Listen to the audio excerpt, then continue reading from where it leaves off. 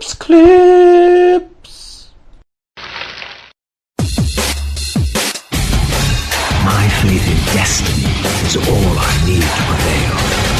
This is the Truth Frequency Radio Network.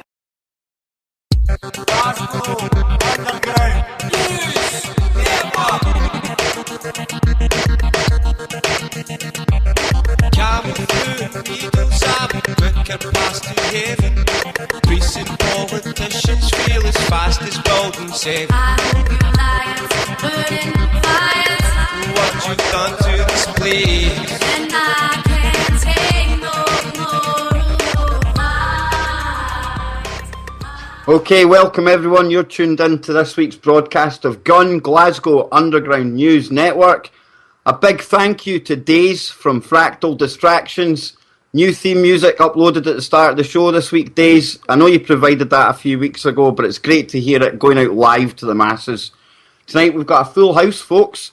Obviously joined by my usual sparring partner, Kip. And along with Kip tonight, we also have Marty, we have Days, and we have Jai P, who was along for our first ever show all those weeks ago, who had the cheek to call the info gimp at the time, but he has far evolved on from that now, so it's great to have all the guys on board. Yeah, Kip, how are you, mate? Kev, you need to be quiet, man. You heard what we were saying before the show. Me and JP were just arguing, so for the time being, he's the info gimp. Well, that's something for the audience to look forward to. We're going to get into a bit of a debate tonight by the sounds of it with Kip and JP. They've been looking at the Cestui Vie Act. Is that right, Kip? I murdered that. Aye, well, it's the Cestui Vie Act of 1666. 1666 being the time of the Great Plague, the Fire of London, and an act put through Parliament which is still in place today, which declares everybody dead on birth, thus creating an estate and the corporation under your legal fiction name, which is property of the state, and that's why you literally are property of the state, and they do own you. So JP was the first guy that ever brought my attention to this. Recently, I heard it come up in a video I put out, where the long and short of it, he was talking about the birth certificate, what happens at birth, and how the con works, and how they literally claim your child as property. Although you get to take the child home, they document that child as their property, and you get a registration slip. You get a birth certificate, which is on bond paper. Now, people need to go and look what bond paper signifies. It signifies a bond, funnily enough. What's creating this bond? It's the Act of 1666, which creates the corporation, the legal fiction, which creates an estate. Jesus, I've got like a phonetic way of saying this. A Cestui Vie Act of 1666. And then, Kev, bouncing it over to you, we were talking about how, just out of coincidence, we know how 9/11 isn't significant at all in occult circles at all. We know how 1666 and even the 666 isn't significant in occult circles, and even more significantly, the 1.666 is part of the Fibonacci sequence, which relates to the golden ratio, which some say, and arguably explains a lot, if not everything, that we see and is around us, Kev. I know you know a lot more about it than me, man. I wouldn't say I know a lot more, Kip, but the golden ratio in the Fibonacci sequence, it literally is seen all around us, especially in nature, from trees, the way they grow, the spacing between the leaves and the branches. It's all mathematically tied to this Fibonacci sequence. And you correctly said, right enough, Kip, at the very start of that Fibonacci sequence, the ratio between the numbers, which would be 2 and 3, is 1.666. Now, as you go further on in the Fibonacci sequence, it does come down closer to the 1.618 of the golden ratio. But that 666, very, very key number, as we all know. And and this goes back and relates to the fact that a lot of people are saying what we are saying here, Kev, but nobody's trying to draw the conclusion between the year 1666, occultism, the numerology that goes along with that. They pick and choose dates, 9/11, etc. I mean, I myself have talked about Glasgow, George Square, 9/11, George Square. Go and check it out next time you're there. Kip, there's even Martin as well. Martin, welcome to the show, man. What were you just saying there about Isaac Newton in 1666? Yeah, it was also the year that they used prism to split sunlight into the component colours of the spectrum, assisting an understanding of the nature of light. So I don't know if you see that as a coincidence with the 666 and Lucifer light. And I don't do coincidence, Marty. It's always coinkydink. There's no such thing as coincidence in this universe, I don't think. Well, Kev, I think we also should just go over like what else we're also going to go over in the show.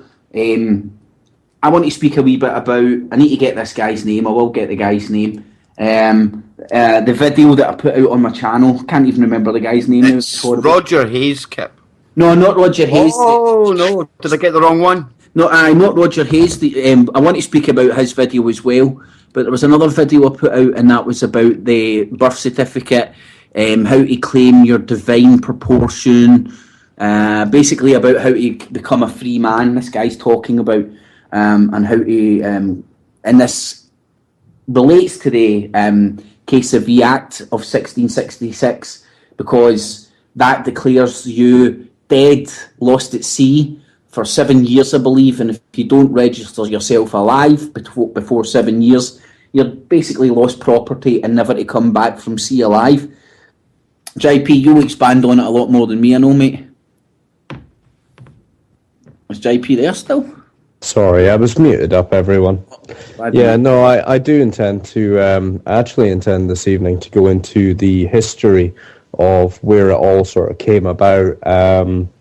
What I'll be looking at is its correlation between your act there and maritime admiralty law, and how that all sort of ties in with the birth certificate as well. So I'm going to explain that and try and decipher some of the double speak for the audience out there. That's my ambition tonight. I'll put that back to you. A very easy place to start, JP, and then you can expand on it, would be, well, you're classed as a vessel, right? That's probably a bit more complicated, but you come out the birth canal, ships are birthed, it's all admiralty law, you come through the birth canal, so on and so forth. So, Wait, Kip, how practical is it, say, me and Anne were to decide to have another child? How can you actually go about not falling into the system? Can you just do away with going and getting registered? Is there any way around this? If I can interject there. Yeah, definitely, JP. Well, as it stands, in the language of legalese, when you're asked to sign the birth certificate, it says that if you don't do it, you may get an £80 fine. This is because they cannot, in legalese, must means may. So they say you must do this or you'll be charged money. What they're actually saying on the birth certificate is you may do this, because the government can never tell you that you must do something. Everything has to be voluntary, and that's where everyone falls into the trap. But Craig brought up a point that I was not even going to get into for so long about, coming from your mother's waters. Now, Craig, no offense. See, just to hit out with that just now, there'll be a lot of people listening. I don't think they will have a clue how that ties in. So what I'll do is later on, when we've got a couple minutes, I'll go through and I'll actually explain why that is what it is. No, I think you should just do that just now. Since we're JP, that's what I'm saying. Explain. Right, okay. Don't explain what you're going to explain. Tell me what. Right. Just so that I know. How long have I got before the first adverts? You have got more than enough time, my friend. You've 17 odd minutes. 2 minutes less than you have the start, JP. Right, moving on. Right, okay. So basically, when we get right down to it, okay, there's only two things on planet Earth, right? We've got land and we've got sea, right? So that being said, the culture on every different island, is different. Therefore, the law is different on the land. Now, throughout the world, there's a higher law, that of water, which is inherently the law of money. Now, anytime we use money, we're under the law of water. We all know it as maritime admiralty law, okay? Now, going back in history to where this all began, okay, in the Canaan. Now, this is a place in the Bible. I'm speaking about the Phoenician bloodline here, okay? Now, in the Phoenician language, Cana, from Cana, meant merchant banker, okay? The very word mer, from merchant, comes from water, like mermaids, yeah? Right, just on a wee hymn here, this could be linked to, the ancient fish people who gave us civilization. Who knows, right? Wanted to throw that in there. Now, just for our American friends out here, give you a wee example of what I'm talking about. See your Statue of Liberty there. Why does that have to be on water? Well, simply put, couldn't put it on the soil because it's not a statue of freedom now, is it? It's liberty. And what do sailors get when they pull into port? They get liberty. So America's not the land of the free or the brave. Now, these words, they're not picked by chance, right? I want to outline what I mean when I say doublespeak. So listen very carefully to what I'm going to say next, right? Why is it that you have to go to court? You normally go to court to play games like tennis or basketball, yeah? Yeah. Yeah. No, I'm looking for some interjection, right? So anyway, the whole idea in court is that one team, you're passing the ball, your subject matter, if you like, to to one team, to the other team, and there's a man in the high chair that's nothing more than a glorified referee because he's all dressed in black, he gets paid no matter what, and he couldn't care less about who wins or loses. Now here's the funny part. The judge rules from the bench. Again, doublespeak, because it's all really a big game. Bench in Latin means bank, right? Moving on. So therefore, now we know that. We know the judge rules for the banks. And where do you find banks? We find them all riverbeds, controlling the flow of the currency. What happens when the tide rises? It deposits on the bank. What happens when the tide falls? It withdraws from the bank. All the while controlling the current sea. You see what I did there? Okay. So consequently, our money is called currency, right? Why do we call it a cash flow? These are all maritime water sort of words, right? Now, think about this. When a ship pulls into harbour, do you notice that all ships are actually referred to as female? Yeah, that's correct. Yeah, I knew that. Right. Now, I'll tell you why, okay? This is because under maritime admiralty law, they are carrying items for money, like a woman would carry a child. Now, the word admiralty is where we get the word admiral of a ship. The ship pulls into harbour. Every ship has a captain that has to provide for the port authority a certificate, a manifest, because yesterday the ship wasn't there. Now it's manifested. Products are coming off the water for money. So we've established that all ships have a captain. What do we call our income? Our capital. And capital in Latin means money. Again, doublespeak. So if the captain represents the money on board the ship and has to present a certificate of manifest for all and every items brought on board representing money, they all came in on water, remember, right? Now, moving to your point, Craig, I've just explained it all. When you were born, your mother's waters broke and you needed a birth certificate because you and everyone are all products. We're all cattle to these people under maritime admiralty law. Can I ask you something, Craig? Did your mother deliver you? I was brought with a stork, mate. Okay then. What happens when had sex? Right. All right, boys. What happens when you order something online? It's shipped to you, isn't it? The ship will deliver the product. So that's why when you were born, you were in a delivery room, right? You came down your mother's birth canal, correct? Oh, definitely. Well, You're explaining this brilliantly, by the way, Max. I've heard this a few Now, times, think and this is about good. Now, really think about this. Sometimes mother have stillborn children, okay? So Big Brother lost money on that one. That's why we need a death certificate. And who has to sign it? The doctor. They always sign it whether you're dead or alive. All of these words are terms in maritime banking law. Another interesting one that I was going to point out is that not only us, governments, judges, lawyers, banks, all of that, we're all governed by this, but so are religions as well, because all religions are all denominations, products or byproducts of maritime admiralty law in their eyes, I must add. And the last and final thing I need to say, and this to you, have a wee think about this for, again, our American friends. See all those cowboy movies back in the day? Why was it that, prior to 1868, prior to 1868, two guys could go out in front of a sheriff's office, right? They could draw guns on each other and they could shoot each other because they were sovereigns. Until 1868, that's when they became the USA corporation. And everyone stopped being classed as sovereign. They were all classed as citizens, being governed by this law. And that's really all I know about it. So, any questions? Well, first of all, JP, I want to say thank you, because I've listened to that kind of explanation umpteen times. And I'm not just saying that because I know you, mate, but that made a lot of sense, man. So thanks for that. And I'm sure the listeners would have got a lot out of that as well. That's my initial thoughts on it anyway. Especially people that are aware of the legalese side of things and stuff. Brilliant. Yeah. I thought it was important to try and cover the doublespeak that goes on all over the place. There's an old Roman maxim that still applies to this day that basically says that he who let himself be deceived, let him.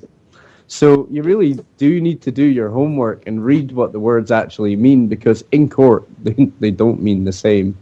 Well, they really don't. Myself and Kip mentioned a Roger Hayes video earlier on, didn't we, Kip? And that basically, we don't want to get up, without getting right into the meat of the pudding on that one just now, he's talking about bringing a class action against the banks, JP. Now, you rightly stated that the judge sits at the bench, and that is Latin for the bank. Yep. So how can you possibly take a case against the banks to the guy that's sitting representing the bank? Oh, well, that's the point. You can't. It's unfair. It doesn't make sense to me. I was just wanting to see what JP maybe had to say. Well, okay, my comment back to that is, why do you think that they were so scared of Roger Hayes that they had to put him in a secret prison, not let him even speak? And the only thing a judge done was utter his sentence, and that was him off to jail for a couple months. Don't you dare question us. Go and have a wee lie down in the jug. Yeah, that kind of sums up perfectly. I think that, well said. Well, he got on the wrong side of the judges when he arrested one of them, obviously. So it was no surprise that they're going to arrest him they're going to jail him every opportunity he gets. But he's now he is an icon for a lot of people, and he's a figurehead for a lot of people. If people don't know about Roger Hayes, this is the guy who took 600 people in Birkenhead to arrest a judge. Now, the video. The leader of the UK Parliament. The video Kev's talking about there is up on my channel. I was pointing out to Kev earlier on, and I've went through it and summarised what Roger Hayes is doing. Kev spot on saying there he is going to take a class action lawsuit against a mass one. So he's hoping everybody can sign up. I mean, everybody that's had a mortgage. What he's declaring, if you look at the mortgage fraud, when you go and get a mortgage, say for £100,000, that bank is meant to lend you £100,000. It's the difference between lending money and creating credit, basically, Kip, isn't it? Well, this is it, Kev. So they're meant to lend you £100,000. Now, if they're lending you £100,000, they're saying to you, right, well, I'm going to lend you £100,000, so I'm going to charge you interest. Now, that's the contract you sign with them. But what it turns out in reality is actually happening is they are not lending you £100,000. A bank could literally dish out as many mortgages as people wanted. I think one of the things that catches them out, Kip, is the signature, isn't it? If you Yeah, just give I the was one going to just signature, about say that. it's one signature for credit, and yet you need the two signatures if you're borrowing money, because you need the borrower and the creditor to sign that. Let's start at the beginning, right? Because if you take it for the start and end up with it at the end, it's a good flow, right? So you've got councils nowadays, like Southend Council the other day mentioning that they're going to push for same powers as police of search and seizure. That means they can come in your house and take your money. Councils are saying that they have the power to fine you. If you go to the Bill of Rights of 1689, they don't, but that's meant to be in the British Constitution. But so what judges are now saying is we don't have any common law, we don't have a Bill of Rights, we're governed by laws and statutes. That's a fact. So like, there's no going in and saying I'm a free man, blah blah blah blah. Roger Hayes has tried that stuff and he's ended up in jail. That's what's going to happen to you. Roger Hayes even says that to other people, doesn't he, Kip? He's like, you need to be very, very careful because the judiciary are corrupt, so they're just going to make up rules to hang you. This is the thing. So you can throw anything you want at Roger Hayes, but this guy has served time for doing this stuff. Judges. Think about the, as you were saying, he went in with 600 people at Birkenhead. The other one where he represented, I'm getting mixed up with Raymond Sinclair, went in and he basically, Raymond Sinclair got someone to represent him in court. It may have been him, and or something. I'm getting something confused. I'm sorry. I really do apologize. I'm just going to finish this, JP. Right, so. You've got the way they got round of by the Bill of Rights saying no man can be fined without a jury of peers, right? Without a judgment of peers, right? So that's a judge or a jury saying you're fined, but they got their way around that by claiming it was a penalty charge notice. So it's just you're getting fined, but it's a penalty charge notice. That's how they get away with just wording it different. It's a Jedi mind trick. Now the councils are claiming to have the power. Now they have not got the power to fine you. It's about who's got the authority to fine you. And due to the Bill of Rights and the common law and the history of law, precedent in law, this is the thing that scares them. If you start looking back in the law books, the law dictionaries, you can outwit them, but it's hard because they do speak a different language. Now, he was going on about what's he going to do. He thinks the councils are outreaching, right? Because if you go and look at it, councils are corporations. If you come from Glasgow and you're a certain age, you used to know if you worked for the council, you worked for the corporation. It used to be called Glasgow Corporation. So what this guy's trying to do, he's trying to fight them through the courts. So Roger Hayes is going to he's working with a guy called Neil Warren, and he got evicted from his house unlawfully. Right, so they're taking the place to court. Now they've done it by the book, they've done it by the rule of law, and they've done all the paperwork. They made an offer. They made an offer to the mortgage company. They basically offered to pay cash, didn't they, if they could provide the document with the two signatures? If they could prove that they had loaned, they said we'll give you all the money if you can prove that you have lent us the money. And the important thing in this is the wording, because then he goes down to break it into exactly what you were saying, Kev, the difference between loaning somebody money, which is having money in your owning money and loaning it out, and the part of that contract is interest on that. So there's two parties, two signatures. Whereas if you facilitate credit, you only need one signature. And the ultimate Jedi mind trick of what the mortgage companies are doing is they are facilitating credit. That is not loaning you money. That is facilitating you a bank of credit, right? And you just need to go and check out the meaning of that. But as they do that,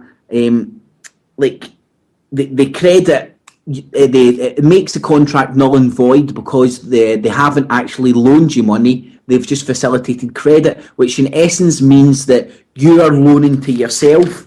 Your man Roger Hayes even goes on to say it's basically false representation and taking money under false pretenses, which is basically fraud. And he's going on to accuse the MPs and the judiciary system as co-conspirators in the crime. This is how powerful it is, and this guy's actually taking it through the courts. He's saying the co-conspirators are MPs, which he says he can prove, and I think anybody like me and you, Kev, could prove it.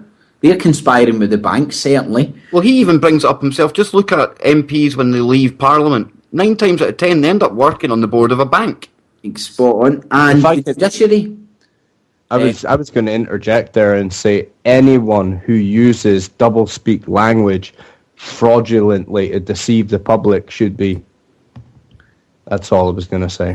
Well, even Martin could go on and tell us, he could prove to us how corrupt the judiciary is when he could have went into a courtroom and asked for a true bill, and he would get looked at as if he was stupid because the company wouldn't have been able to produce a true bill. In essence, the debt didn't exist because they can't create a bill because, again, electricity is bought in trust. We've got 1 minute before we go out to break. So there we have it. When we come back, I'm hopefully going to get some details together. Roger Hayes, so it's Roger as in Roger, and Hayes as in Hayes. Go and check my channel. You'll find details of all. He's part of the British Constitutional Group. Remember and share truthfrequencyradio.com across all your social media networks. And get your bumper stickers. Alrighty, welcome back to GUNN, Glasgow Underground News Network. My name is Kip. And welcome back to this Sunday's version of GUNN, Glasgow Underground News on truthfrequencyradio.com. We've got a full house tonight. We've got Days, Martin, JP and Kev with us. We've been speaking about back to the legalese stuff, the case of Vie Act of 1666, trying to touch on it, also on what Roger Hayes is doing right now with the attempted class action lawsuit suing all major banks in the UK for committing fraud on mortgages. So everybody that's had a mortgage can apply with Roger Hayes with this mass class lawsuit. Well, it's like Roger Hayes says, who is not going to sign up for that, Kip? When you look at it when it's explained the way Roger explains it, and there has been a fraud committed there.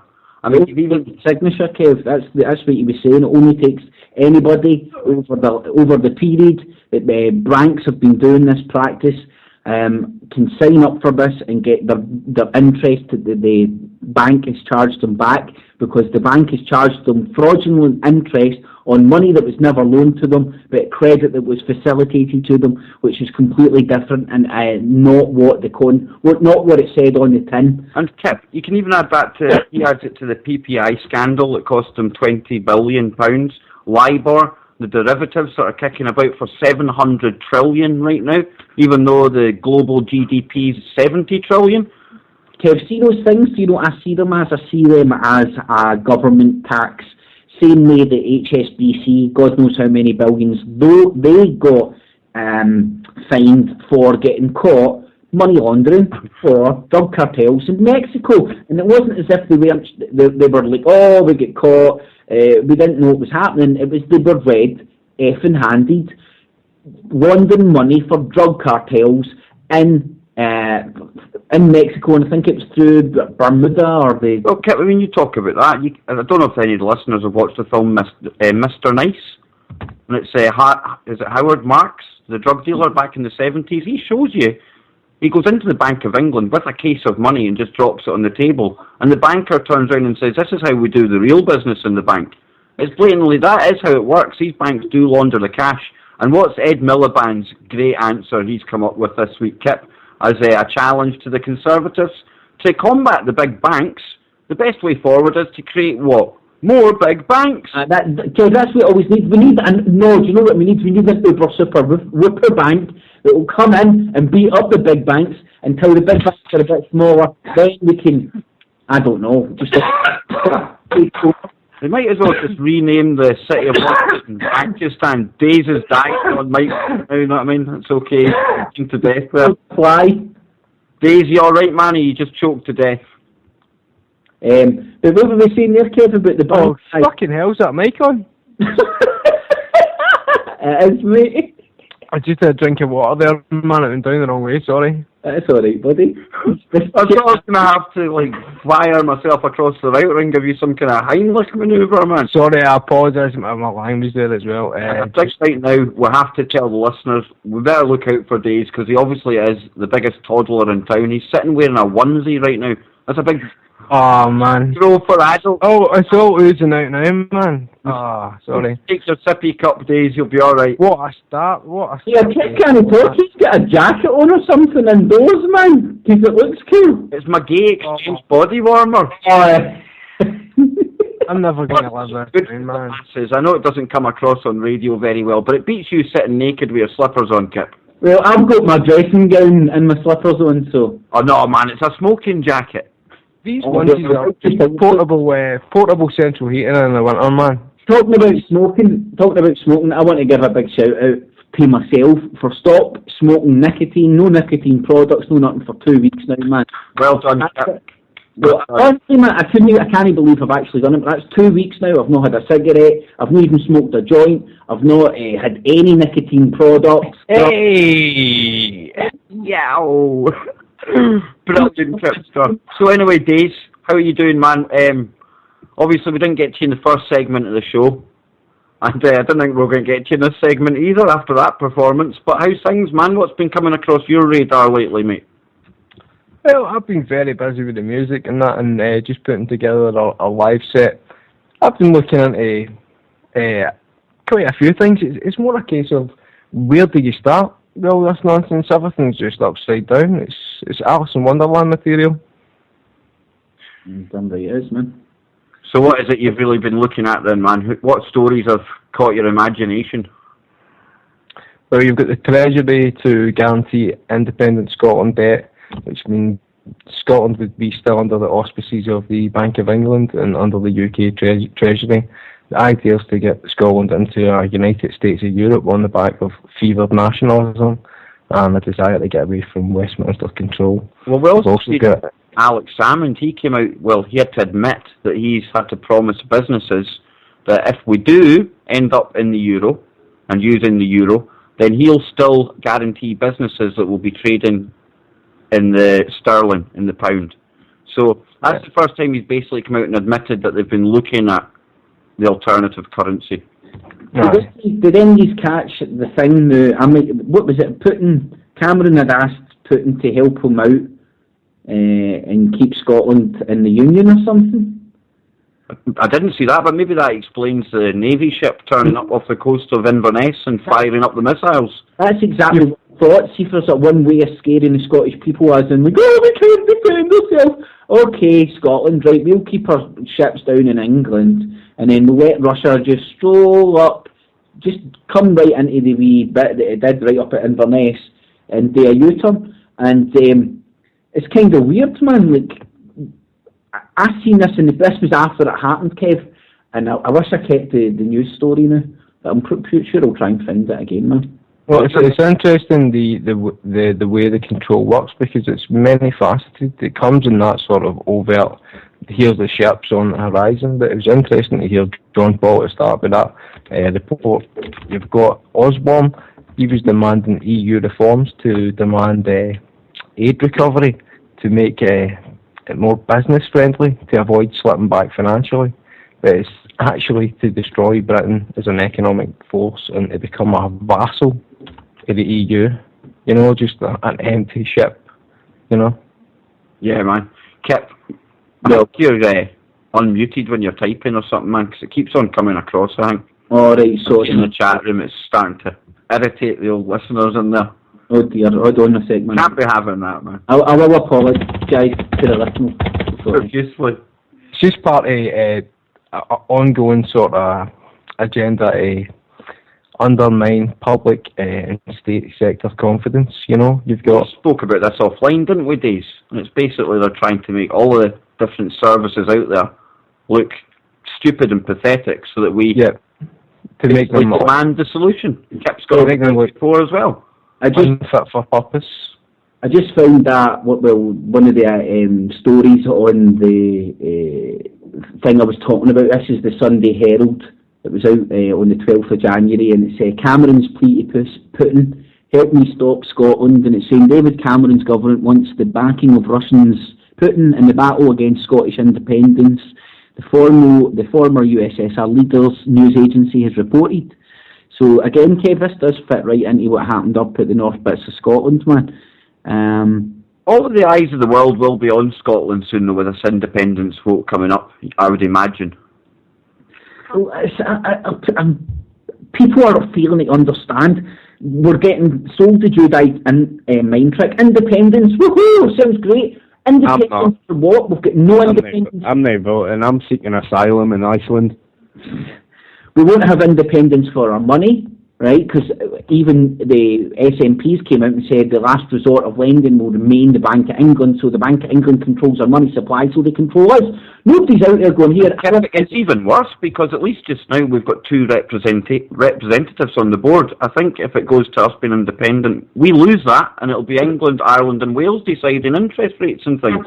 We've got nobody out there just now shouting, asking the real questions. Why can't we have an independent Scotland who can print the money for the people at no interest, free, debt-based money for the people? Why will people accept it? Because it will be backed by the industry of the money and the government. And the CIA would activate Al-Qaeda. They would come in and they would start causing trouble to justify getting the central bank in here and get away from that money system that would... help to bring down theirs just one little bit. Hey, look what happened in America. This is the thing, and I don't know whether the central banks have came to the conclusion that the game's up and they're just kicking the can down the road. I think that's the ultimate conclusion. But what we need to be aware of is how much people are pushing this Bitcoin bullshit. Do you know what I mean? I know you're very dubious about it, Kip, and I know we kind of not lock horns on it. Because I see exactly what you're saying about it too, but again, my optimistic side, man, it always comes out in me. And even if it's not Bitcoin, I still, like I've said to you before, I think we do need something on the internet to cut out the banking. Do you know what I mean? Without them taking a slice off the top for basically doing nothing, Kip. Yeah, well, that's a fair point, mate. We do need something, but I don't think Bitcoin right now would be the answer. Maybe we could have some sort of online promissory notes. Somebody has to come up with something. I mean, you've got Bitcoin, you've got Litecoin. All these things are going to pop up. You've got JP Morgan. They're claiming that they actually have the copyright to the digital currency. Yeah, I heard so, that. At the very worst, I reckon what might happen if Bitcoin's genuine and it's not controlled by somebody, what JP Morgan could do is then claim copyright on anyone carrying out a transaction in that manner because they basically patented it. So it's a way to combat it. If it's not them behind it in the first place, Kip, who knows who's really behind all that? I think it's conditioning to get people used to having digital money. I mean, the people who like Bitcoin are the same people who want to hold gold and silver. I think both are people are getting dragged in the wrong direction. Ultimately, if you believe in government, and a government's going to be there, and a government's sovereign, a right of every sovereign government, and this is the thing that nobody's talking about. I don't want independence, I want sovereignty for Scotland. And if we've got sovereignty, that means we can print our own money for the people of this country, backed by the industry of this country. Because look, no matter how much the shit hits the fan, people are still going to need fed, watered, Scotch whisky, beer. So Scots have always been the inventors of the world. We can get back to doing that. Even the gaming industry right now, look, that's quite based in Dundee, Rockstar Games.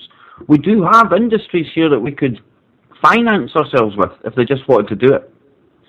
Well, I believe we could be ultimately, if I wanted independence and sovereignty, I would want Scotland to be self-sufficient. And this is the thing that they don't want anybody to become. They don't want people, especially individuals, not to talk about countries.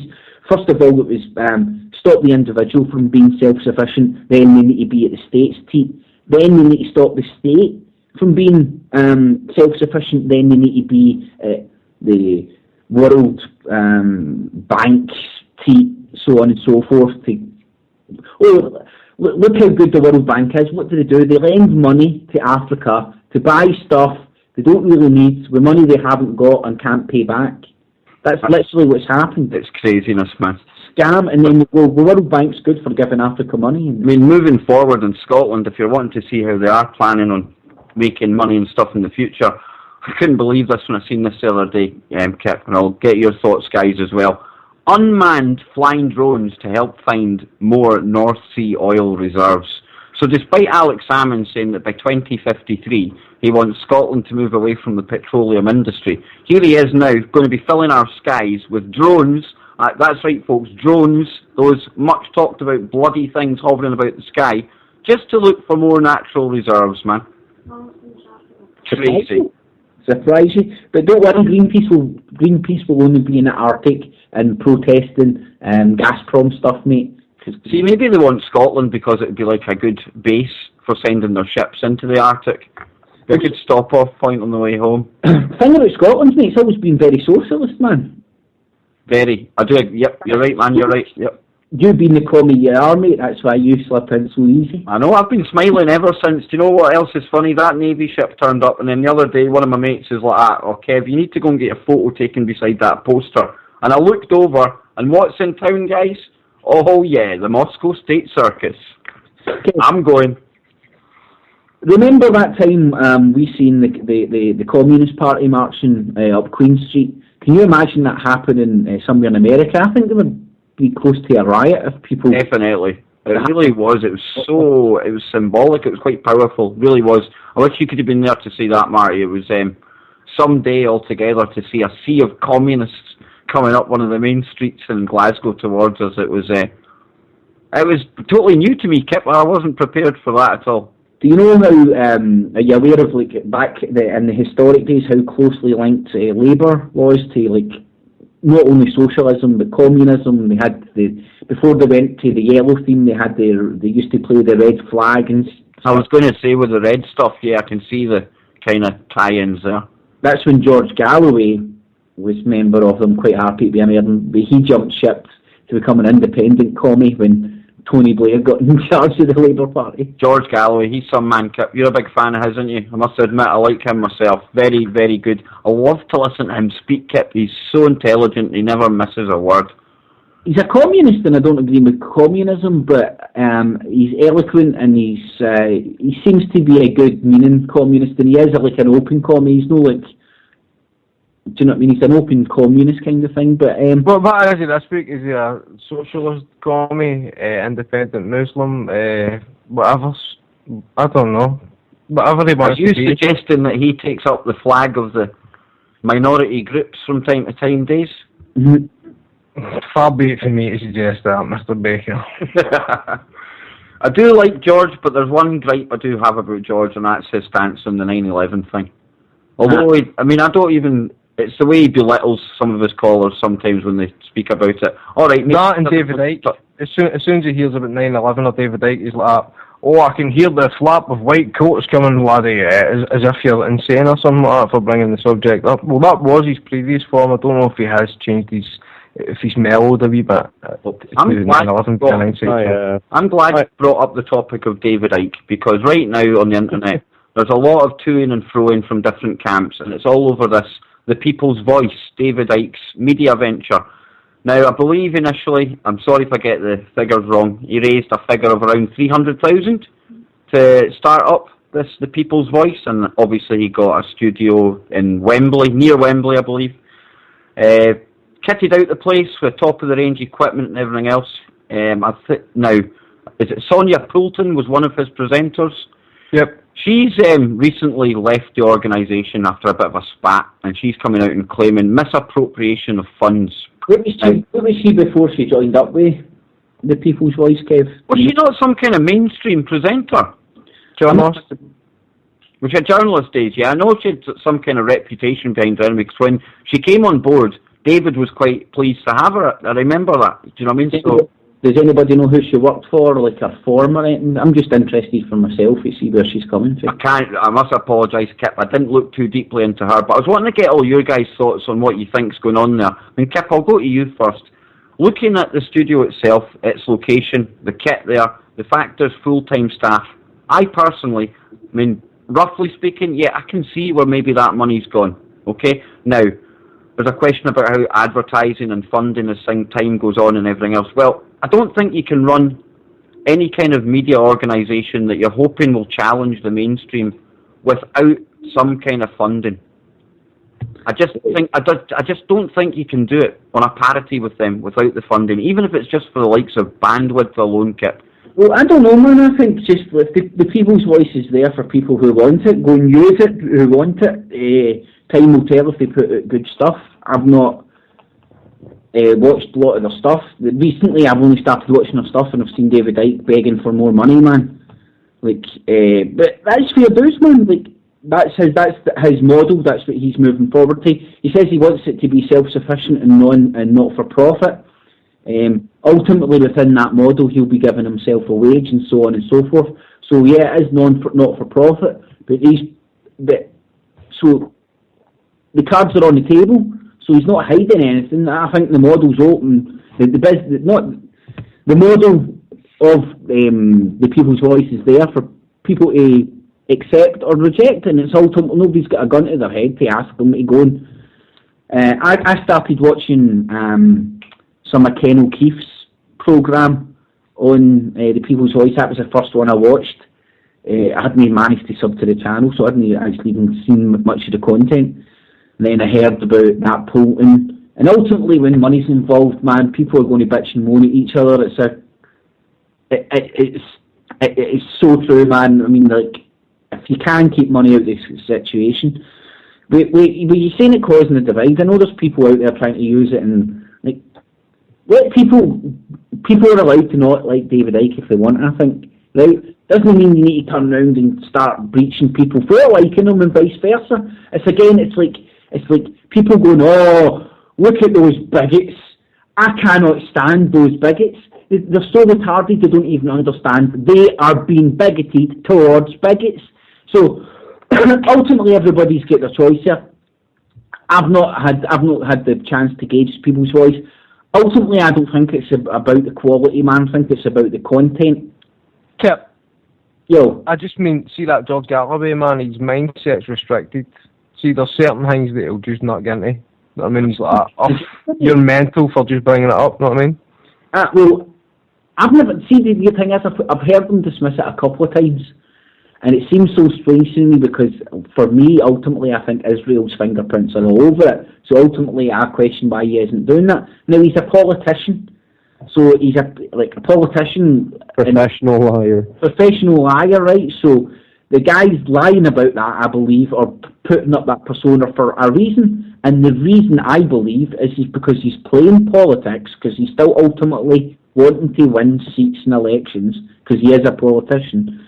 And I think he's lying about that and putting up that persona because he wants to win votes and still be able to say that he isn't a 9/11 conspiracy theory nut.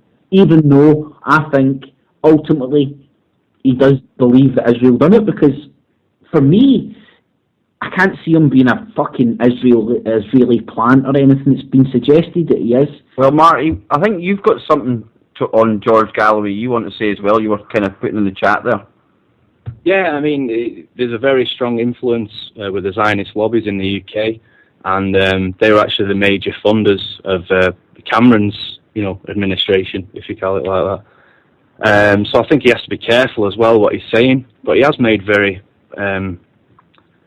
shocking statements on some videos in regards to Israel, and it's kind of like double speak. You'd have to kind of go back and watch everything, and obviously how communism ties into Zionism, and it just, I don't know, sometimes just because they're telling you something you want to hear, it doesn't mean that they're sincere in what they're saying, And I'm not saying that he's a shill or anything, but I'd just say, look at all the connections and make your own mind up first, kind of thing. Well, he's definitely been in the thick of the shit for a long time. If it's not, he was. I heard them talking about recently. He was talking about, I was in Beirut before Sharon came in and massacred those people. Then I was in Beirut straight after it, and I'm like, then he was hanging about with Saddam Hussein and stuff. So there is that possibility that he's just like that. He's like that Dennis Rodman. He's like George Clooney. He's like Angelina Jolie. He's there under the disguise that here I'm your friend, but really he's there as a fucking. He's got the wee beasties that come out and fucking spy on everybody. The wee beasties, brilliant. They crawl out Rodman's ears. Yep, Tim and his little beasties on the Robbie Burns track, you know what I mean? They crawl out Rodman's ears. Is he not... Before we forget, sorry, what I found too particularly distasteful, right, was Joe Biden referring to Ariel Sharon as an indomitable bulldozer. Remember that one, Kev? I do, and then we went on to check that out, and it turns out that was actually his nickname when he was in power, the bulldozer. See, the weird thing is, like it's been pointed out as well, I think Sharon himself would never, ever, ever say he was a man of peace. And if you go and look at some of the quotes that he was quoted as saying, I'm paraphrasing this, so it's not so much of a quote, but it was along the lines like, I've went and butchered Arabs, I've went and killed them, I'll kill as many as required for the sake of Zionism. Martin, was it you that put that quote out or something, or am I? I put something out about his, "We Control America" statements that he made back in 2001, but I don't recall that one you just mentioned. That must have been somewhere else then, but I definitely came across a quote along the lines where and it was like a quote from him when he was a general, and he went against his own Prime Minister and went into Lebanon and slaughtered people. I think, sorry, Kip, mate, I think, see if you actually go and look at what a bulldozer means, see if you type in the definition here. What a horrible eulogy, you know what I mean? Imagine saying that, you know what I mean? What is the definition, Desmond?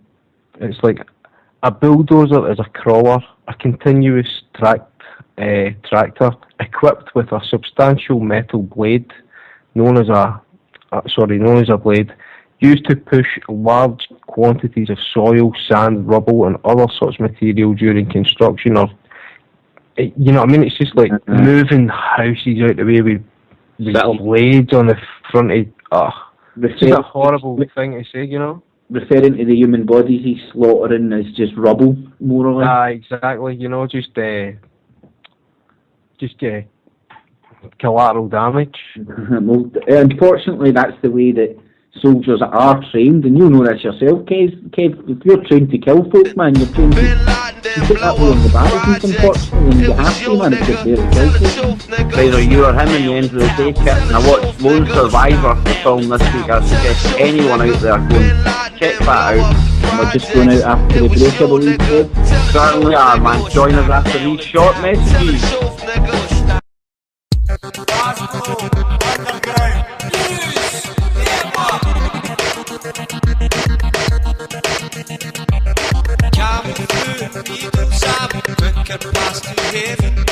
Priests and politicians feel as fast as golden safe. I hope your liars put in fires.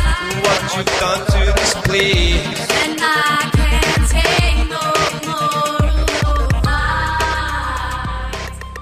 more. Okay, welcome back, listeners. You're tuned in to the second hour of GUNN, Glasgow Underground News Network, on the 19th of January 2014.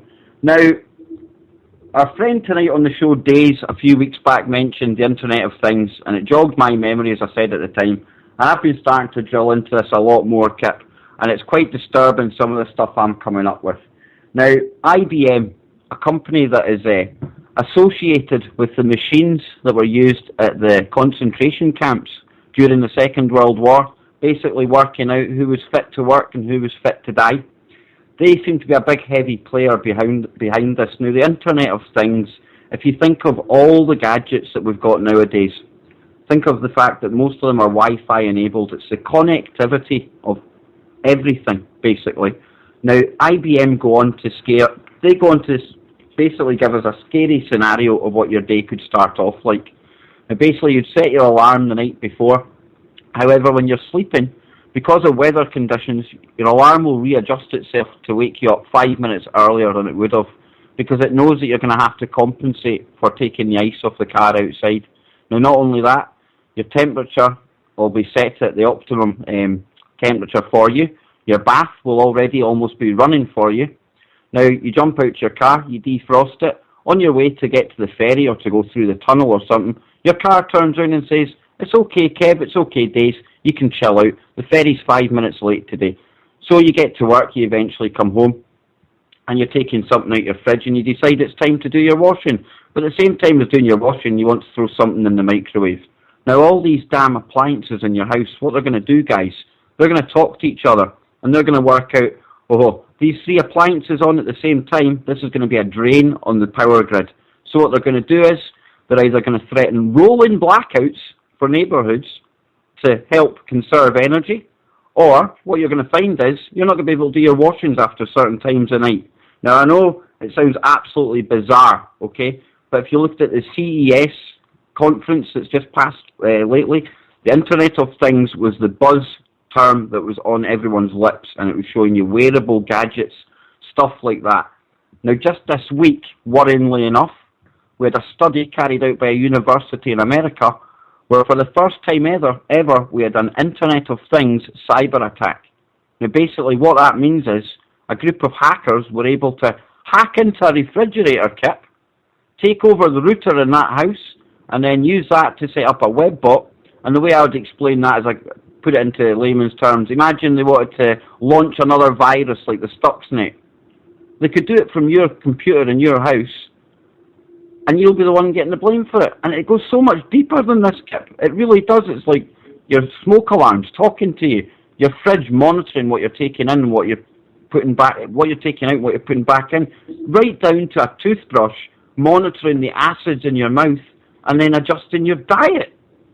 The thing that scared me most about the stuff at IBM or saying, Kev, was it's more, and again, like they're saying it like, hey, this is such a good thing, and they're like, it's more or less like a central nervous system for the Earth.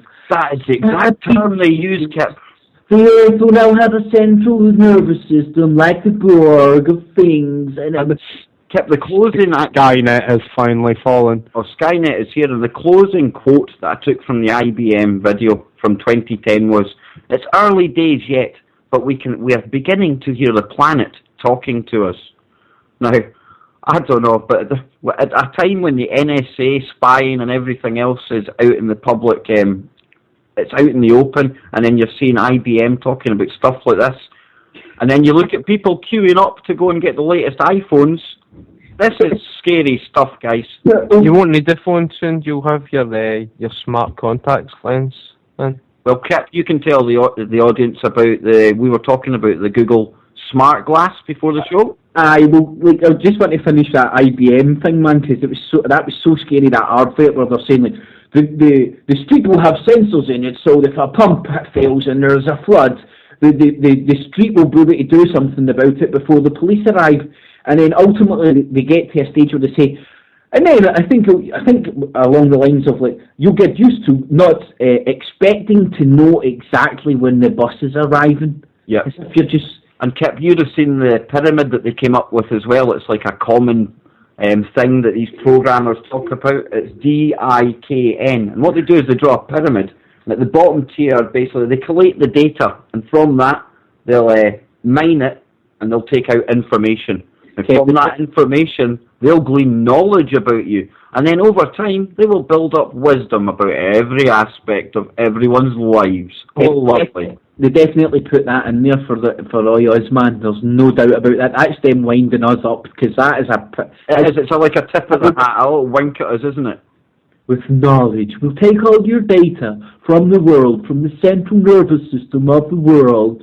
I mean, it was Alex Jones I first heard talking about this, but it's that voice, Kit. You hear that voice now on all the adverts. It's like a mad drone. It's like a robot. Hello, Kit. Welcome to your day.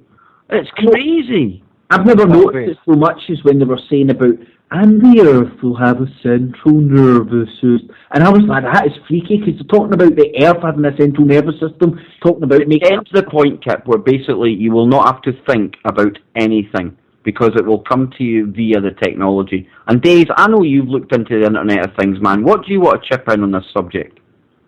Well, that'll be you with your smart contact lens in. They're initially saying it can be helped to measure glucose levels in tears. It uses a tiny wireless chip and a miniaturized glucose sensor embedded between two layers of lenses material.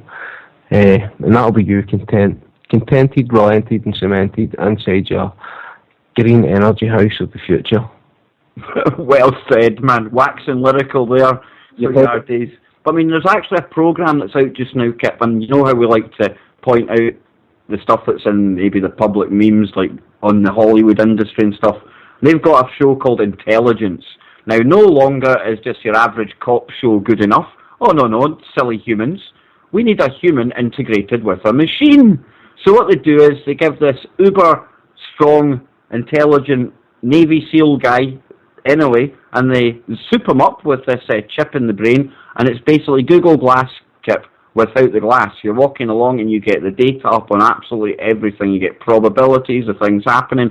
And it's not that, it's that everyone in that department, they rely on him solely because he's better than your average human. And it's all tying into that transhumanist thing, and they're making it cool. And I know a few people, right, good mates, who would queue up for that shit, man. If they could play Zynga games on their arm and Candy Crush and things, they would be front of the queue. Well, it's kind of conditioning for what Days was, exactly what Days was talking about, the Google contact lens, man. And like, do people not question themselves, why the hell is Google getting involved with contact lenses that can, all it can do is read your glucose levels? Why are they buying the company Nest for $2 billion, more than they paid for YouTube, that's basically making smoke detectors that can tell the difference between toast smoke and real smoke? Yeah. You need to research Regina Duggan. Who's she then, Days? She is now with Google. She used to be with DARPA. She's is this the woman that's coming out with the swallowable microchips and the tattoo?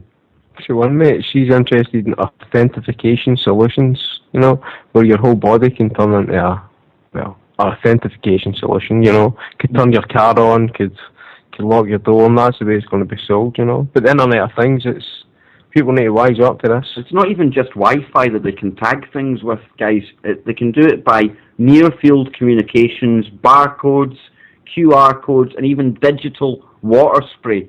So it's not just the RFID chip we need to be watching out for. And with the RFID chips, I'm seeing them pushing that in the schools now. Just basically, the next generation are going to be normalised for it. And then when they have their kids, that's when I see the cashless society, the microchip, mark of the beast.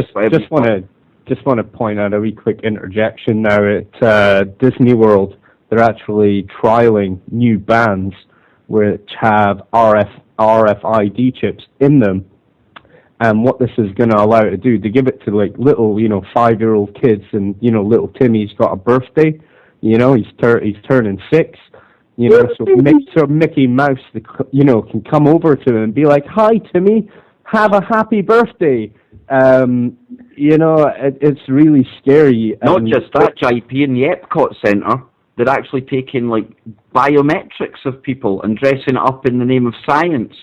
And they've been doing that for a while now. Well, Deb, you were touching on the Google Glasses thing, and this woman got a ticket for having Google Glass on because you're not allowed to operate stuff while you're driving. Now, long story short, she got took to court and got found not guilty because they can't prove she was operating it because it's voice activated. So a lot of people look at that and go, "Oh, common sense prevailed. I know you might not like Google Glass, but you don't want also somebody to get prosecuted for wearing them. Fair enough. But you don't see the big... This was a planted story. This was absolute bullcrap. This was the biggest advertisement for Google Glass. And this happened roughly about the exact same time as the thing that Days was talking about. I noticed on the mainstream BBC, the Google contact lens. So I take it you won't be getting Google Glasses in, Days. Kip, the other thing I just want to point out, mate, see before I forget, Smart Dust. Have you heard of that? Yeah. A system of micro electromechanical systems such as sensors, robots, or other devices that can detect... Let's go into Google Land, Days, and let's start spreading them by chemtrails. That's not a million miles away, is it?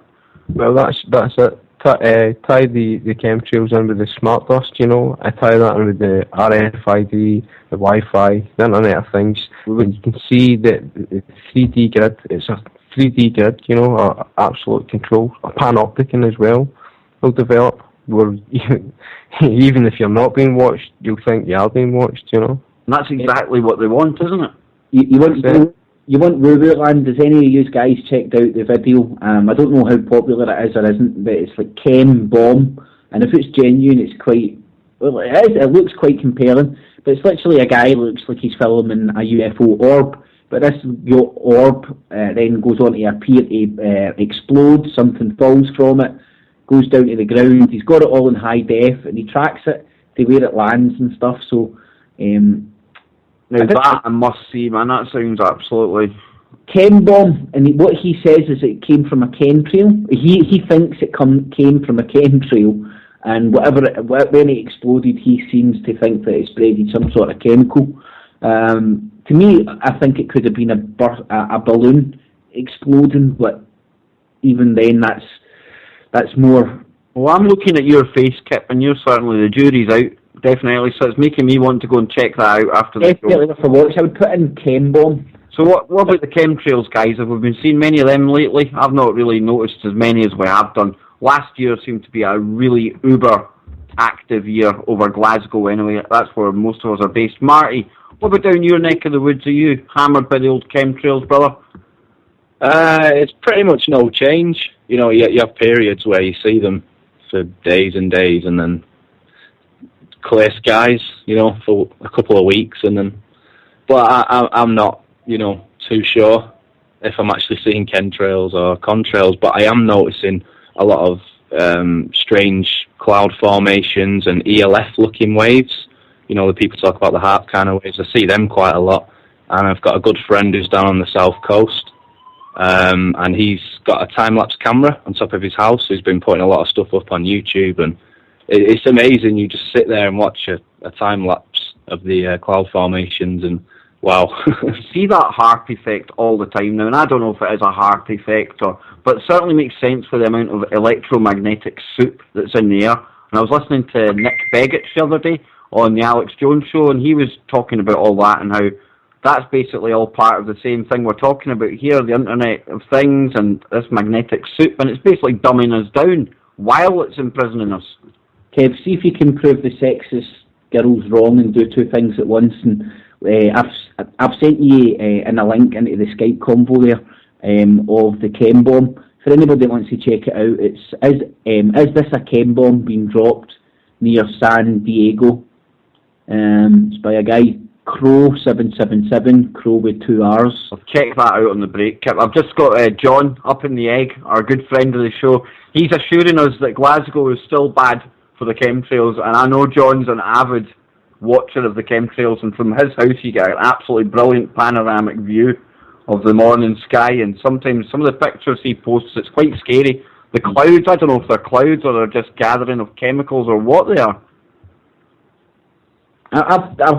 All I've noticed is grey skies recently, to be honest, Kev. Same here, Kev. It's just miserable. But then again, it is winter. Although Sky News today, the main news in the UK is, because of our mild winter, the poor hedgehogs have been tricked out of hibernation, and people are scared in case it starts snowing and it kills them off. Right, obviously a slow news day, Kip. No, well, this is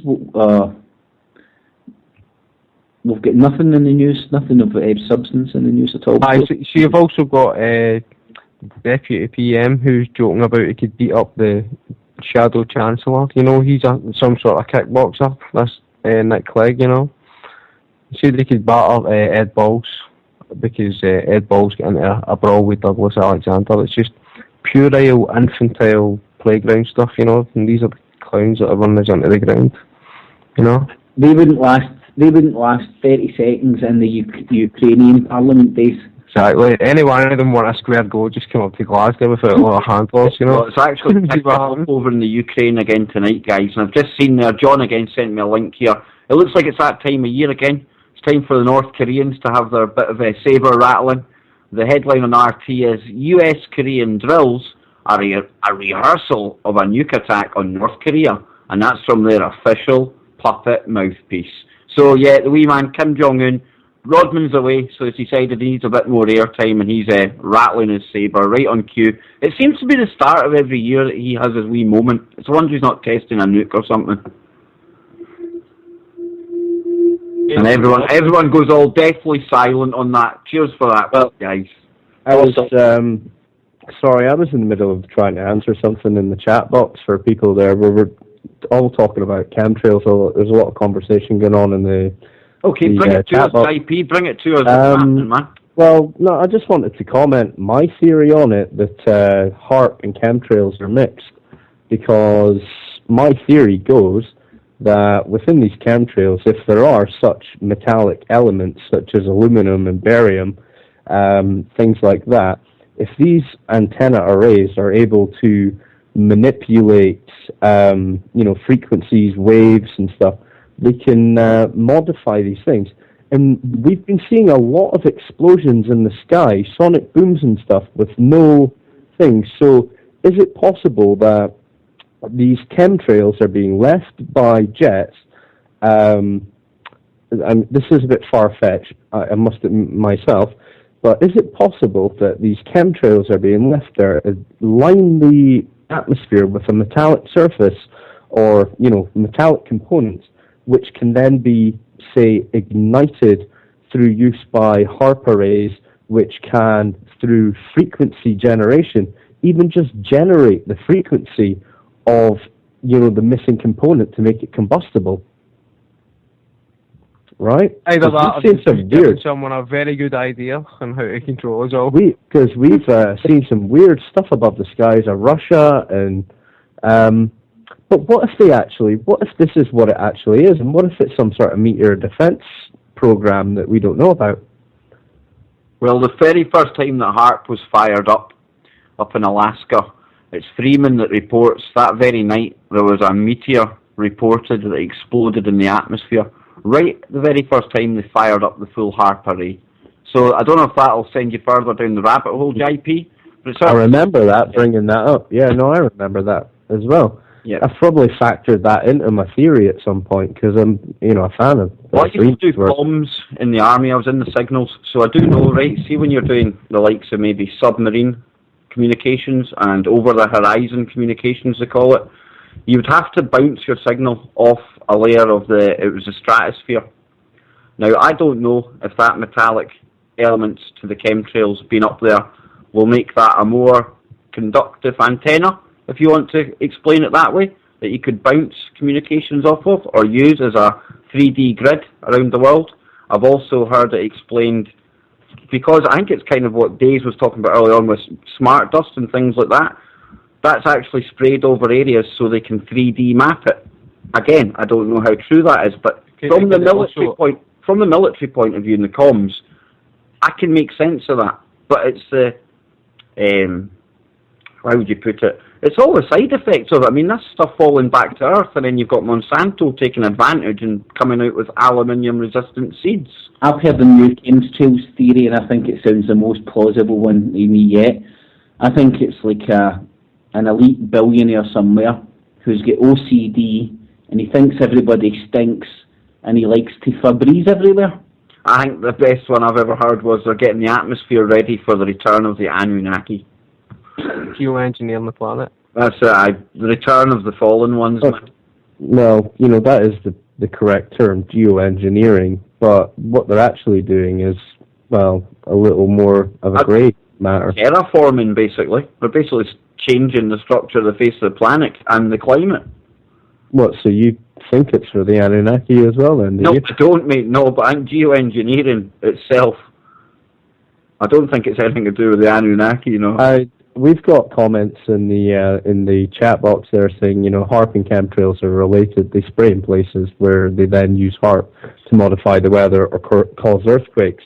Now, on that point from Jamie in the chat box, I was thinking there's been more than 750 earthquakes in Japan in the last, couple of years? And, it's on the verge of falling into the sea, let alone, with its nuclear reactors. They're having a real bad time over there. But yeah, have a look into that. More than 750 earthquakes in Japan and off the coast. But if you go through the ring of fire as well, JP, if you're on a tectonically active area, it does stand to reason that you do get more earthquakes without any minute. And I'm not dumb. I mean, I agree with some of the earthquake technology. I've seen the Tesla science and everything else. I totally believe it can be used for that. But at the same time, we can't just, like you see a lot on YouTube, the minute there's an earthquake, it's a HAARP earthquake. It's too much jumping to conclusions with it. Only reason I continued with that point was because I had seen some footage of weather patterns, and you could actually, as in other footage, you could see the storm being moved and held in place by some unknown force over Definitely Japan. believe they can do that. That's definite, yeah. Can't see how they can't do that. Definitely. So they can see clouds. That Japanese-looking American scientist guy, that Yakamoto guy or whatever, who pops up on the mainstream news all the time. Kaku. That's the dude. He got caught out a good few weeks ago, and he actually slipped up and said, he didn't say allegedly, he said the US was manipulating the Ho Chi Minh Trail during the war over there. But that's been declassified for a while, Kip. Do you know what I mean? That's like common knowledge basically now. It's just that it's so little talked about, it still comes as a shock to people when it's murmured in public. So that's like 50 odd years ago, right? 50 plus years ago. So it's a weather weapons treaty at the UN. So if there's not weather weapons, why do you need to have a treaty? Exactly, man. It can get used. I think it has been used over time, man. To the best of my knowledge, after the Second World War, as when they were dividing up and lands and so on and so forth, they agreed that they would never use weather modification on each other, but it was okay to use on themselves. That's nice of them. How loving and caring from our parents. I read that. I read that somewhere. I don't know where I read it, but I read it. Must be true. That sounds true, man. Didn't hear it on TV. Makes it more bloody likely, I reckon. On TV, it can't be true. That's it. If the BBC didn't say it, JP, it's not true.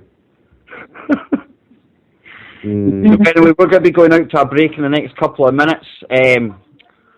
We've been all over the place tonight, guys. We've been taking the banks to court. We've been dissecting the latest news. We've been into the chemtrails. Where are we going to be going after the break, Kip? Well, I'm going to touch on a wee bit about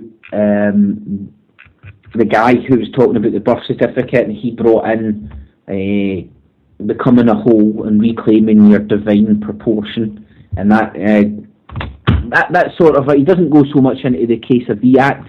He talks about how to reclaim your lost estate, basically. So no longer you're held accountable for, who you are. They can no longer hold you accountable for the fraudulent legal fiction birth certificate they've created, the other estate that they've created. And even in the case of the Act, it actually says that your estate will revert back to the situation it was in pre-being lost at sea, which means all the debts and everything you build up will just disappear, and your estate, what you owe, what you're owned, will go back to the day you were born, which is zero, nothing, nada. Oh, that sounds good to me, man. Well, what I'm going to do during this break here before we come back is find out this guy's name, because I can't play him a disservice. Well, before we go out to break, I just want to remind everyone, head over to truthfrequencyradio.com. You can get yourselves a bumper sticker on there. Also, share this across social media, Facebook, Twitter, the rest of them. Take our shows, re-upload them onto YouTube. We've no problem with that at all. It's all about getting the information out. And Truth Frequency here definitely provides us one of the best platforms. Remember to tune in to Joe Joseph. He's on every weeknight, as is Popeye. You can catch them right here on truthfrequencyradio.com. Remember to tell everyone you know. And I'll be off just going out to the break in a few seconds, Kip. Alrighty, welcome back to GUNN Glasgow Underground News Network. Live on truthfrequencyradio.com. My name is Kip. You'll find me over on YouTube under Kip 1883. Freedom News Hub 2.0 and Kip's Clips should find me. My co-host, as always, is Kev. You'll find him over on YouTube under TruthTube451. We've got Days. He does the music for the show and always chips in. You'll find him over on YouTube under Days Independent Media. I'm sure you'll get a link for that on my channel or Kev's. You've got Martin, DJs Northwest, I believe, over on YouTube, your channel, Martin, because you've been doing a lot more videos recently, mate, and they've been spot on, man. And we've got JP, Scottish Sovereign. No, what's your name on? No, you got it right. Scottish Sovereign, who doesn't put up as many videos as he should, so he better get his finger out. So we've got a full house. We spoke about everything, and before it, Kip, before you launch into it, we should shout out, we were going to at the start of the show, we've had the phones on tonight, but we never shouted out the number. So if anyone does want to phone in, the call-in number is 1-866-37-TRUTH. That's 1-866-37-TRUTH. So come on, y'all, phone in, bring it to the gun. Kev, where's the number? I've always wanted to say this. Toll free, y'all. It's on, well, I'm getting it off the top of the vault, so let's hope it's the right number. I'd love to get somebody to phone us in. It would be breaking our telephone call virginity, so to speak. We've never had one yet. So, like, I've the number that's coming up on the comments page is, it just says call 866-37-TRUTH. That's the one, yeah. All right. I'm not sure how the American numbering system works, because it's got a 1 at the start of that here as well, Jim.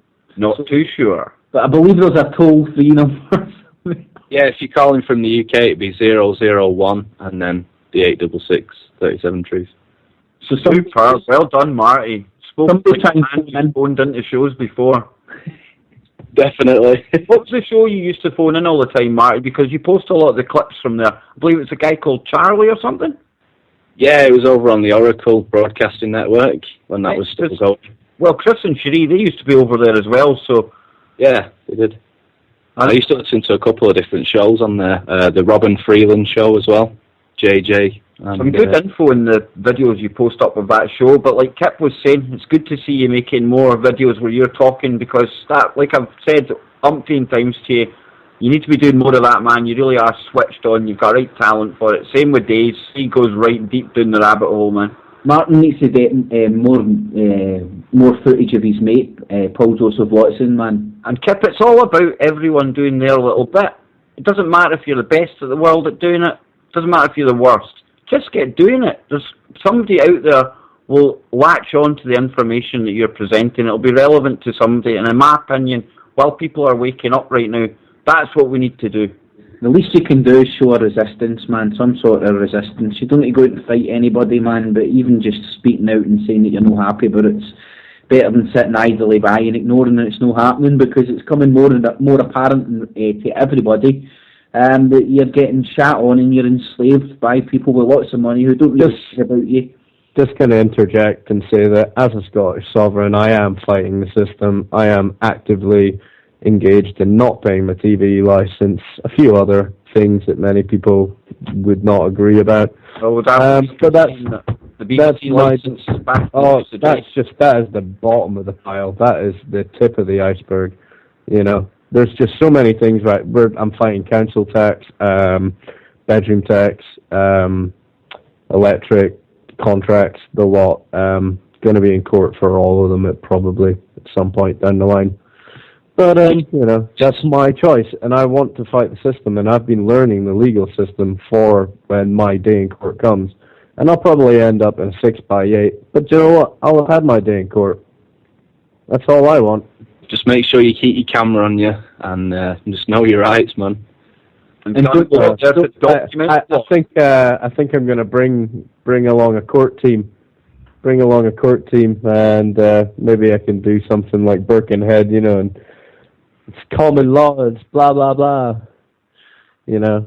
Roger Hayes says, so you need to know absolutely everything. You have to have all your ducks in a row, all your I's dotted. I know I'm not questioning you, JP, but they are going to be looking for any way to trip you up. And that's my fear when you see any of these things. You're taking them on, and they're going to come after you. Do you know that in the court of law, you can't...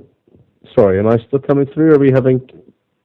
Am I having Okay, I had an internet connection problem there. If I'm still coming through, in a court of law, you can't even look a judge directly in the eye sometimes, because that could imply guilt. So what you've got to do is, you only look at the judge when you're talking to them, and immediately when you're finished talking to them, stop and look down at the ground.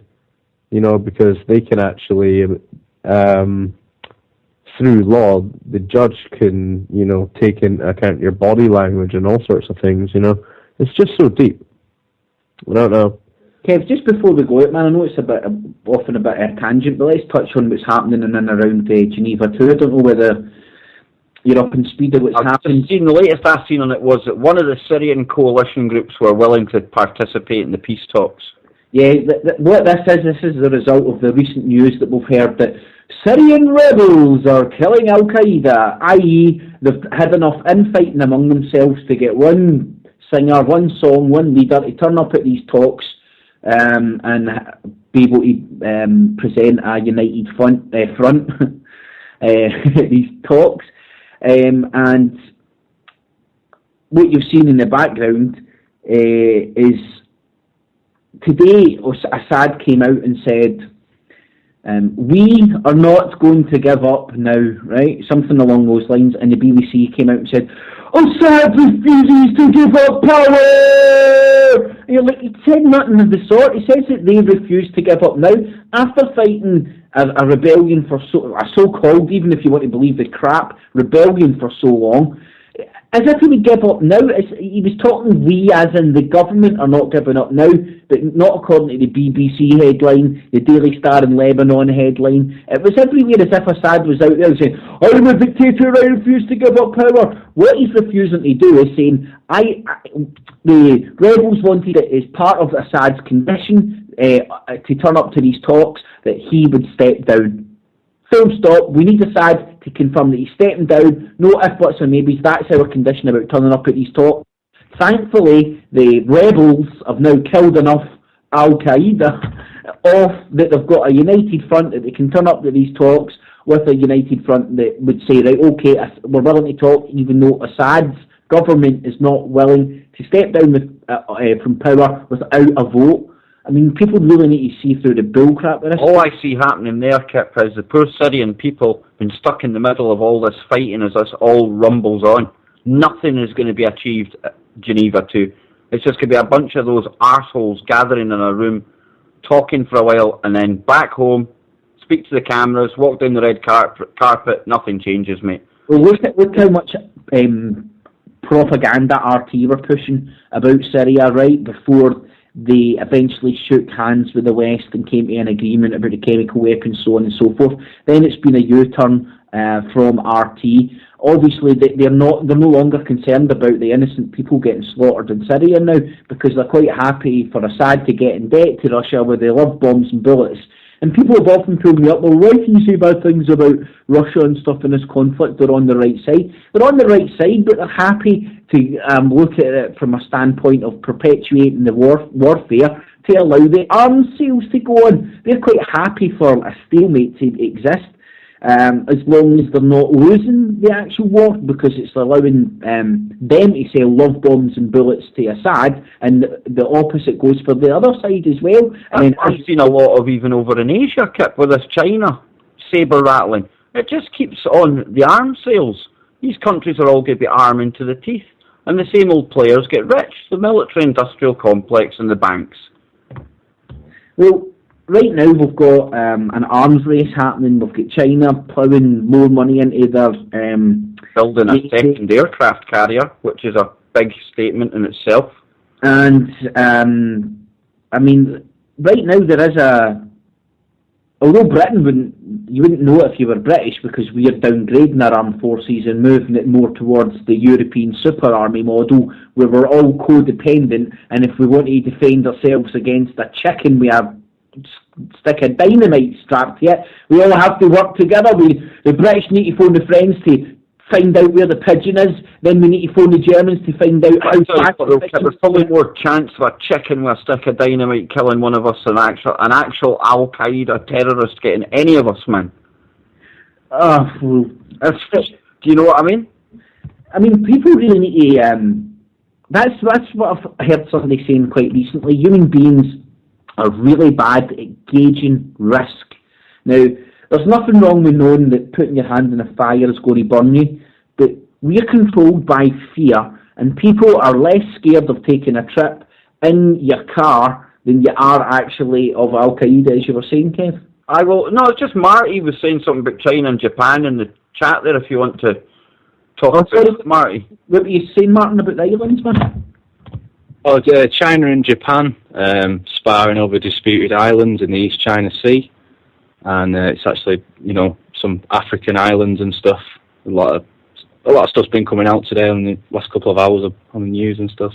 What are they? Is there any military stuff kicked off of it, mate? China was actually mobilising 100,000 troops for an exercise the other day. But with drills and exercises, that's what you would do to cover yourself, moving troops into some position anyway. Well, Kev, we've even spoke about this before. Let's call a spade a spade. It isn't a war drill. It isn't an exercise. It isn't a role play. It isn't funny. I'll have you know. Readiness drill. My 21st birthday, I was lying in a ditch outside Newcastle, waiting for imaginary invisible paratroopers to invade from the North Sea. So these war games are really, really riveting stuff, in my opinion, mate. Was that you in your KGB days, mate? That was me back in my brainwashed army days before I snapped out of that conditioning. I tell you guys, that really is trauma-based mind control. And I think the fact that when you come out of the army and you lose that conditioning, I think it opens you up to some of this information. So in a kind of ironic way, I can thank the army for mind controlling me, because without it, it opened me up to all of this, man. I think it either makes or breaks you, and if it breaks you, like yourself, Kev, you then see it for what it is, mind control. Well, compared to the boys that have done tours in Afghanistan and everything else, we can't blame them for going there. They're told to go there and that, but I was in the Salvation Army compared to them. I never seen any action, and I can only imagine what it's like for these guys when they've been there maybe 4 or 5 times, come home and they're out of the military. It must be absolutely horrendous, man. Well, here's a tangent for you, Kev. That I seen something for America the other day, and it was talking about they've now recently set up veteran courts.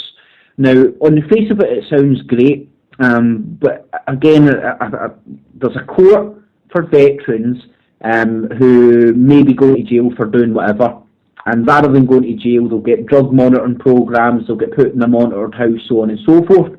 Now, not that that doesn't sound reasonable, rather than locking somebody up for obviously basically going through a traumatic experience and then reacting accordingly. So you can understand why they've done the acts they've done. So that sounds great. But then you made the point, why don't we do that for everybody? If it's good enough for veterans, it's good enough for the Joe Blogs on the street, and it's a good argument. So it's not about let's close the veterans courts down. It's like let's scrap them calling veterans courts and let's open up that policy to everybody have the ability to get, because the argument they're using discriminating against other people who ain't veterans. Well, obviously the argument they're using to sell it is it's more cost effective to monitor them in the community, so on and so forth, and send them to jail for and this guy's along the lines like ourselves, hate people when it's not a victimless crime. And the particular case he was talking about was a veteran who had actually knocked somebody over and caused them harm, but he get let out of jail and get put on a drug monitoring program, get given a house and stuff, and get told to look for work. And he's saying, it sounds more like welfare than that it does actually a sentence.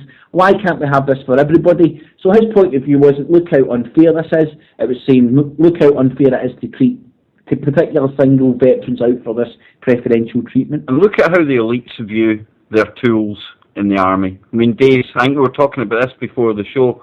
They're viewed as dogs, literal dogs, and that ties into even the dog tags that they wear around their neck for when they're blowing smithereens. It's exactly what Kip was talking about as well with that act that means you're dead already. What was the name of the act again? Sorry, Kip. the Cestui Vie Act. I keep thinking C'est la Vie Act. I know it's C'est la Vie. There's an excellent video for Mark Passio where he's into it and he's describing how the elite describe us, well, just the normal public, as the dead, and the military and the police as their dogs. You know, the most even sort of ties into the degrading zombie conditioning that you're seeing from the military when they're carrying out their drills now. When they're carrying out drills against zombies, it's the Walking Dead, isn't it? So many insults, the privates and all that, and you could go on all night about it. You know, they're just degraded and insulted individuals that are cannon fodder for the dark occultists. It sounds like the guy that you're talking about there, Dace, has been very close to the highest echelons, where they actually understand that people are classified as dead entities, i.e. making them the corporation, the corpse. Mark Passio, you need to listen to that dude, man. Wow. He is brilliant. We should also say to people on our show that apparently we're going on the show after. Well, I believe so. I was speaking to Chris Everard, of obviously the Chris Everard show, straight up after ours, the other night, and he was talking about the Knights Templar in Scotland and stuff, and I was obviously mentioning UKIP because that's your hot topic, and he said to us, well, yeah, let's hook up the second hour of his show, which I believe would be 9 o'clock UK time. Not too sure what time it would be. I believe it was 1 p.m. on the west coast of the USA. So hopefully, I've messaged Chris a wee while ago, but he's not got back to me. So hopefully we'll be popping up on there. If not, definitely another time, because Chris was saying he's well happy that there's more UK-based alternative media popping up. It just all ties back into what I was saying about everyone else taking up the mantle and going on YouTube, going on podcasts, get the message out there, man. Well, talking about that, is there anybody else that JP, Martin, Days, anything that any want to get out there before the end of the show? Because we're coming into the last 10 minutes, so I know it's all, we'll always get something we forgot and wish we had mentioned. Is there anything that you guys want to cover at all? Well, I could fly through a couple of things quickly. You had Cameron trying to humanise himself using his dead child, Ivan. That was, you know, it just shows the crass morality you're dealing with. You had Savile, you're now talking 1,000 victims on BBC premises, you know, how anybody didn't know that was going on, you know. You've had the average house prices in 43 areas have went past 1 million, possibly cause another wee bubble, bad for those wanting on the ladder as well. I was just thinking about, we were talking about the weaponisation of words a while back. I was thinking, truth movement, that's a double. You know what I mean? Not only does it contend that the truth is on the side of that argument, what else is a movement? You know? Does your body have a movement? You know? After you have something to eat? I know what you mean, man. So, there's Francois Holland. His partners ended up in hospital. We were talking about that just before we came on, Kev. Who else is thinking that is total BS? Who cares if she's had a broken heart and a mad dramatic fainting session? Is it like a man has had a bit on the side? It's France. They do that all the time, man. It's like a 17th century sort of Milton Boone swoon she's had and ended up hospitalised. It was all right when he wanted to bomb Syrian children. That was quite okay. She carried on shopping and putting on her Chanel. But then as soon as he's found to be dipping his wick somewhere else, oh, dearie me. It's not too much. It's not too much. Oh, world news. Oh. I think it's there with the hedgehogs. I think it's all the charade to take your people's eye off the ball, what's really happening, because France are really taking the piss right now with their super-duper paratrooper tax, man. I mean, they really are taxing the hell out of that country. I'll tell you what else is ridiculous, kept talking to France, the fact that they've got a ban on fracking. Yet David Cameron, he's bribing councils over here to the tune of 100% business rates can be kept by the councils, so long as they let in a French fracking company.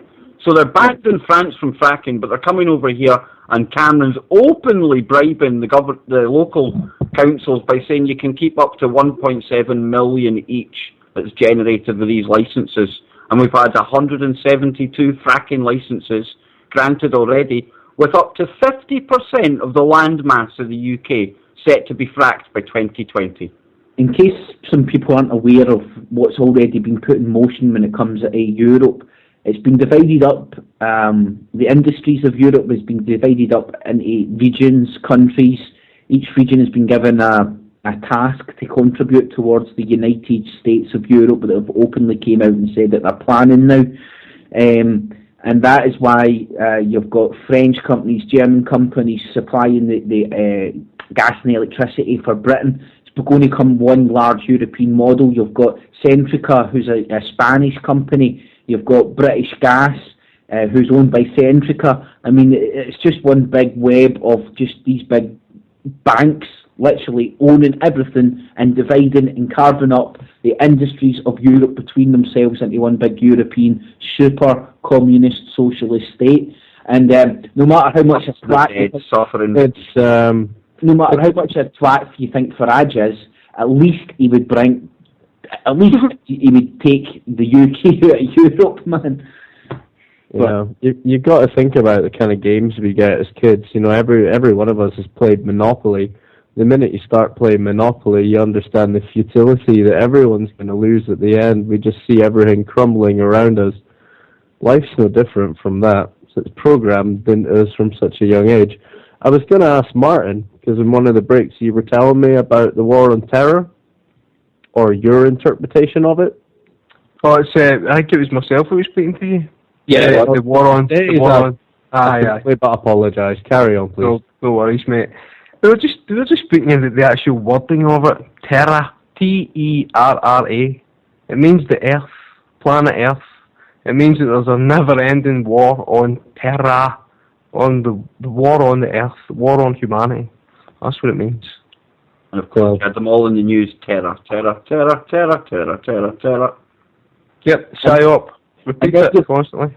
And then you've got the abbreviated war on terror, which is twat. Which you can find right on the homepage of truthfrequency.com. Yep. A big banner for it, which I find absolutely brilliant. Well, whether you're pro-twat or anti-twat, get yourself to Truth Frequency. Either a twat or you're not. The war on terror, the twat needs you. You're either with twat or against the twat. You're either with the twat or you're against the twat. I'm all against a war on twats.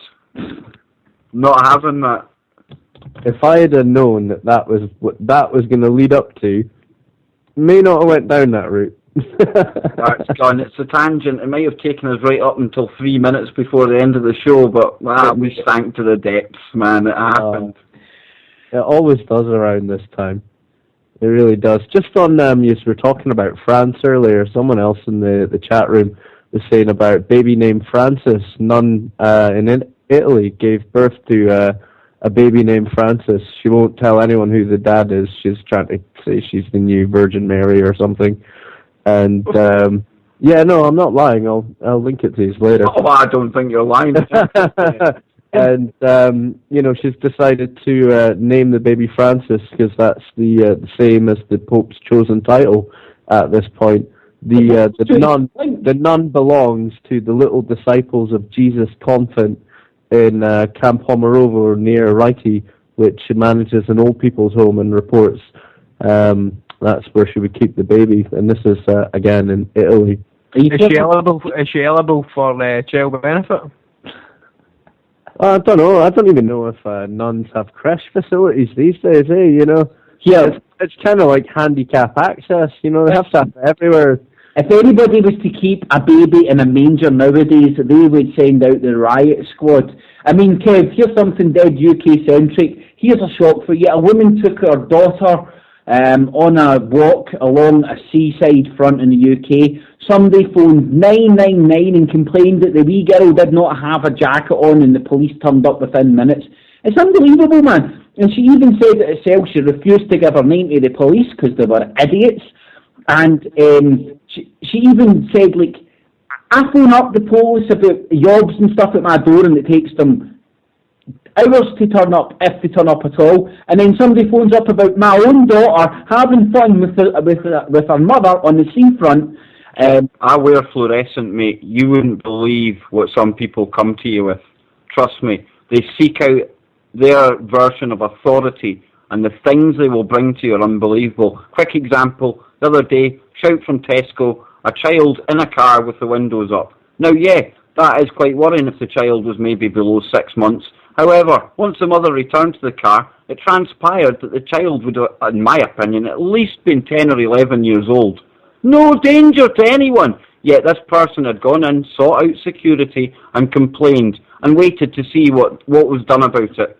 Seriously, I cannot. Seriously, man, that's what I can highly believe that. I mean, think back to last year when the blind man with the walking stick was tasered from behind because someone called in and said it was a samurai sword. It's ridiculous, and that's what this country is coming to. And I tell you what, this is why we're doing what we're doing. It's going to get worse. Of a nation. Yeah. I don't want to be a victim of society. I don't want to be a casualty. Just facilitates them right now. I don't want to be a casualty of conformity. I'm going to be my own man. Well, guys, we're going to be going out for another week, okay? So, it's been great being here. So, listen, guys, we're going to do it. We're going to get it this week. Gun! Done! Done!